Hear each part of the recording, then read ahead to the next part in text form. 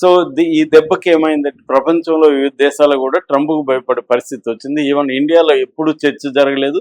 ఇండియాలో మోడీని కూడా ఎత్తుకుపోతారా ఇలాగా అనే చర్చ జరగడానికి కూడా కారణం ఇది. సో అదేదో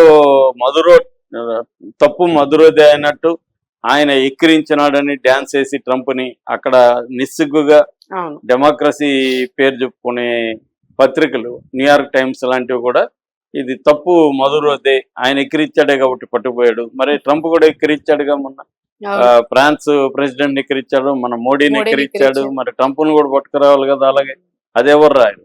సో ఇలాగా వాళ్ళ చేతిలో మీడియా ఉంది, వాళ్ళ చేతిలో మిలిటరీ ఉంది, వాళ్ళ చేతిలో కంట్రోల్ పవర్ ఉంది. అట్లాగే ప్రపంచాన్ని కంట్రోల్ చేయడానికి ఏర్పడిన యుఎన్ఓ లాంటి సంస్థలు, దాదాపు 66 సంస్థల నుంచి ట్రంప్ బయటకు వచ్చేసాడు, అమెరికా బయటకు వచ్చేసింది.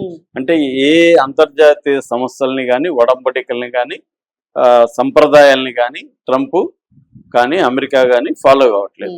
ఈ నేపథ్యంలో ఇప్పుడు విచిత్రంగా నోబెల్ ప్రైజ్ వచ్చింది ట్రంప్కి అనే ఒక వార్త వైరల్ అవుతుంది. ఆ వార్తకు కారణం ఏంటంటే వెనిజులాలో గవర్నమెంట్ ఫామ్ చేసే దానికి సంబంధించి నెక్స్ట్ ఫ్యూచర్ ఎలా ఉండాలని సంబంధించి వెనిజులియన్ కొంతమంది నాయకులు ట్రంప్ని కలిశారు. అందులో ఈమె కూడా ఉంది. సో ఈమె కలిసినప్పుడు ట్రంప్ వాళ్ళిద్దరి మధ్య ఏం జరిగిందనేది తెలియదు. దాదాపు గంట పైన సమావేశం జరిగింది. సో ఆమె బయటకు వచ్చి ట్రంప్ థ్యాంక్స్ టు ట్రంప్ అని ఆమె మద్దతుదారులతో వాళ్ళు స్లోగన్స్ ఇప్పించింది. ఆ నేపథ్యంలో నేను నా నోబెల్ ప్రైజ్ అని ఆయనకి ఇచ్చేశాను అని చెప్పింది. నిజానికి అలా ఇచ్చేయడానికి లేదు. నోబెల్ ప్రైజ్ అనేది ఒక వ్యక్తికి ఇస్తే వాళ్ళకే కానీ నా ఇష్టం వచ్చిన వాడికి ఇచ్చుకుంటూ వెళ్తాను అనే దానికి నోబెల్ కమిటీ ఒప్పుకోదు. క్లియర్ గా రూల్ ఏంటంటే అది ట్రాన్స్ఫరబుల్ కాదు.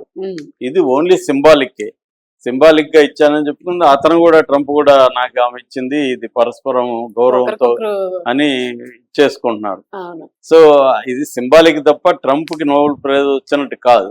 నోబెల్ ప్రైజ్ ఈమెకి ఇచ్చింది. నిజానికి ఈమె కూడా అనర్హురాలని ఇప్పుడు ప్రపంచానికి అంత అర్థమైంది. ఈమెకి నోబెల్ ప్రైజ్ ఎందుకు ఇచ్చారు? అక్కడ వెనిజులాలో నిరంకుశత్వ ప్రభుత్వానికి వ్యతిరేకంగా ఈమె పోరాడిందని ఇచ్చారు. అది కూడా రాంగ్. నిజానికి ఆమె వెనిజులా ప్రభుత్వంలో డెమోక్రాటిక్ గా పోరాడలేదు. ఆమె దాదాపు నేషనల్ అసెంబ్లీ అంటారు వెనిజులాలో 2011 నుంచి 2014 వరకు మెంబర్ ఆమె ప్రతిపక్ష నాయకురాలు. చాలా మంది నాయకులు కూడా ప్రతిపక్షం ఉన్నారు. కాకపోతే అక్కడ డిక్టేటర్షిప్ ఉంది. ఈ డిక్టేటర్షిప్లు 2024 జూలైలో ఎన్నికలు జరిగినప్పుడు ఈమె ప్రెసిడెంట్ గా కంటెస్ట్ చేద్దాం అనుకున్నది. కానీ సుప్రీంకోర్టు ఆమెను కంటెస్ట్ చేయడానికి బ్యాన్ చేసింది. కంటెస్ట్ చేయకూడదని చెప్పింది. బ్యాన్ చేసింది కాబట్టి ఆమె ఏం చేసిందంటే ఎడ్మండో గొంజాలెజ్ అని ఇంకొక నాయకుడిని నిలబెట్టింది.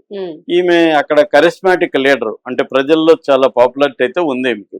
అయితే ఈ మీద ప్రధాన విమర్శ ఏంటంటే ఆమె డెమోక్రటిక్ గా పోరాడకుండా ఇతర దేశాలని మిలిటరీ ఇంటర్వెన్షన్ అంటారు. మిలిటరీ ఇంటర్వెన్షన్ అంటే ఏం లేదు, అటాక్ చేయమని.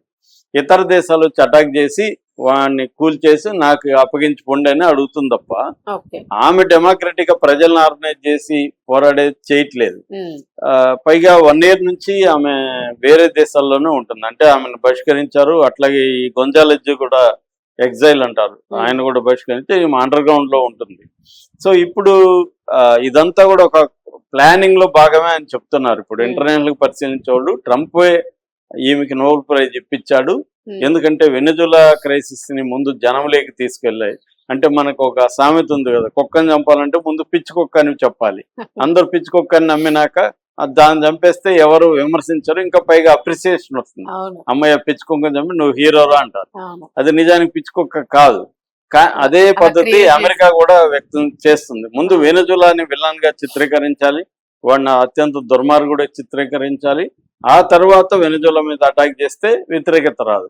ఇదే స్కీమ్ లో భాగంగానే ఈ కొచ్చాడోకి ముందు నోబెల్ ప్రైజ్ ఇప్పించి ఆ తర్వాత వెనిజులా మీద దాడి చేసి అతను పట్టుకొచ్చి ఇప్పుడు మళ్ళీ ఈమె అతనికి ఇవ్వడం, ఇదంతా ఎంత కామెడీ డ్రామా. కామెడీనే కానీ హారర్ కూడా ఉంది దీని వెనకాల. ఎందుకంటే కోట్లాది ప్రజల సఫరింగ్ ఉంది. సో ఇది ఒక రకమైన సఫరింగ్ కామెడీ అని చెప్పొచ్చు. సో ట్రాజిక్ కామెడీ అని చెప్పొచ్చు.